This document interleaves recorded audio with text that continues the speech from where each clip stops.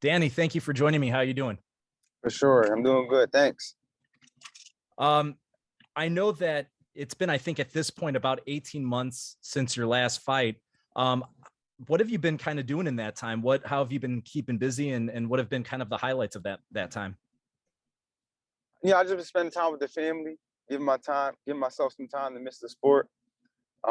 Mentally, just resting my brain, resting my body, and investing money, doing all types of stuff. So I did everything. I bought real estate. I was a rapper, a comedian on Instagram. So I don't know. I've been doing everything, just having fun. You know, that's what life's about. I've talked to a number of boxers, especially boxers that have been doing this since they were kids. I mean, I think you started boxing when you were like 10 years old, that they talk about that constant grind that sometimes it can take a toll on them mentally, emotionally. Do you feel like this break was needed to kind of, get centered again? 100%. You know, when you wake up and you think about going to the gym, that means you're tired. But when you wake up feeling excited and you feel rested and you feel good, that means you're ready to go. And that's how I feel. So when Danny Garcia is happy, then there's really no stopping him. I know that for this bout, it's getting not only a lot of attention because it's your fight from a longer layoff, but it's also the fact that you're fighting at super welterweight.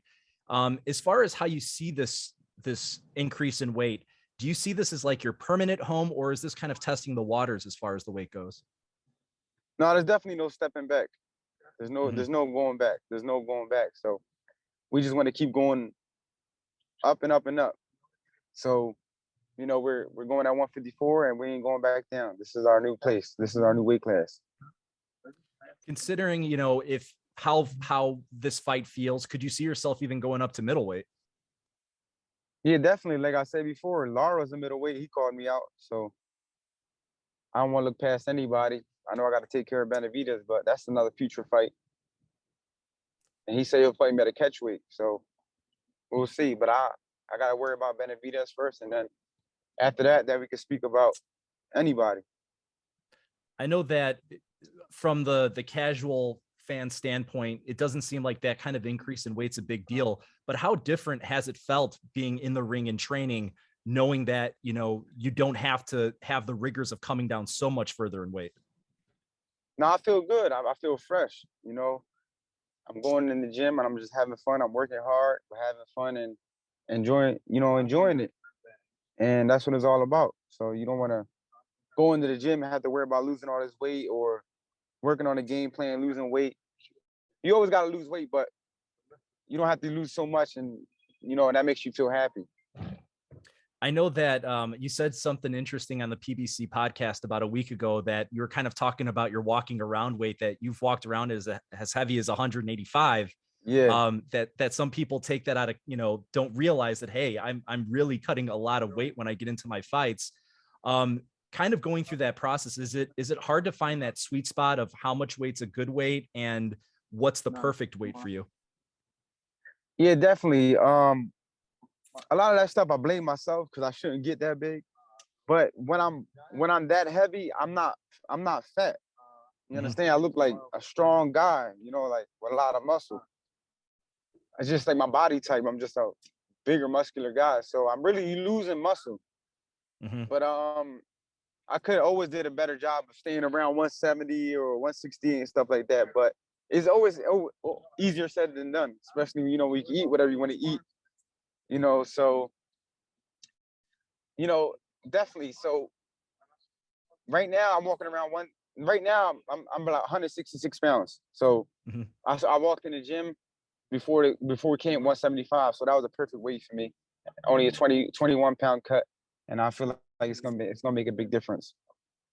I know something in the pre-fight release. Benavidez said that he's confident. He says he's going to knock you out. He thinks he's the bigger, stronger fighter. But something you said that kind of got my attention there. When you're cutting weight, a lot of times you were cutting muscle. So we can kind of think that if you're cutting less weight, then maybe you're going to have more muscle mass for this fight too. Do you feel that Exactly. strength there? Oh, 100%. I feel strong. And listen, I've been hearing that my whole career. Mhm. The only person who's been knocked out is him. Mm-hmm. So I never even hit the canvas. So for him to say that, it don't even make sense to me. So we'll have to see. Once they all say that, once they feel my power, they start running. So let's just see fight night. He's also been kind of inconsistent with his time in the ring. He didn't necessarily look fantastic his last time out. When he says a comment like that, like he thinks he's going to knock you out, do you think that he's kind of just trying to hype himself up, and do you just kind of take that as lip service, or how do you react to that, or do you take it personally? Well, as a fighter, you're supposed to believe in yourself. You know, Mm-hmm. you're supposed to believe that you can beat somebody or you can knock them out, or you shouldn't be fighting. So I expect him to feel like that. You know what I mean? So it's really not new to me. Like I said before, I faced them all kind of styles. They all say the same thing, and it's just whatever you say to make you feel better. Then go ahead, doesn't matter. But I know what I gotta do. I just gotta go in there, be myself, be Danny Garcia, and get the job done. In your last fight, you had a very competitive bout against Errol Spence. It was a good fight. I thought you both looked very good in the ring. When you sat down and you watched that fight for the first time, what was your reaction to it? I felt like it was a great fight. Like I said, I don't feel like I feel like it was a good competitive fight, but I don't think he looked great, and I don't think I looked great. Mm-hmm. I felt like I was a little bit flat as far as energy wise, and that's because I felt like I was a little bit mentally tired. Um, during the pandemic, I fought 2 times that year, and I just felt a little bit flat, like tired, like mentally. Physically, Mm-hmm. I was in great shape, but I think it was a great fight.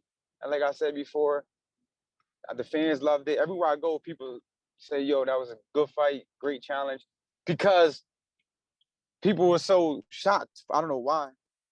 They Mm-hmm. thought he was gonna go in there and just wipe me out. You know what I mean? So it was like, I'm here for a real reason. You know what I mean? So, and that's what really shocked me too. That I knew that wasn't my best performance, but fans were shocked because they hyped him up so much that we actually had a good fight. So it is what it is. But like I said before, you live and you learn. And correct me if I'm wrong, I Yeah. thought I saw you guys together seated at ringside in a recent fight. Have you guys had a chance to talk about it, and what kind of is your relationship after that fight with him? I always had a mutual respect for him. It's some fighters you just don't like. You know what I mean? Mm-hmm.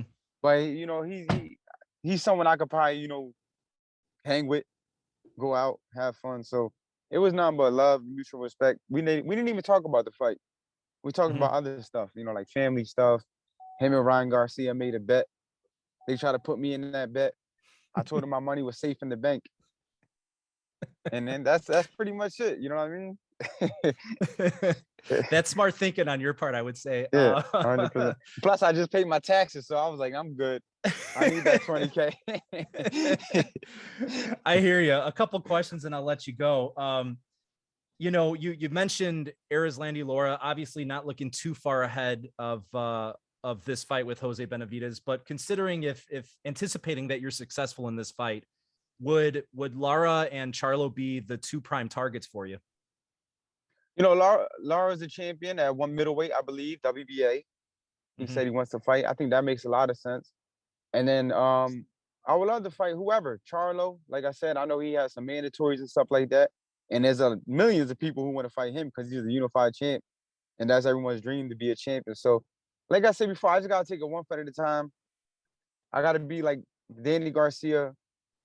My old mindset is just taking one person at a time and not really worrying about nobody else. And that's how I'm approaching this fight. One fight at a time, one round at a time, one day at a time.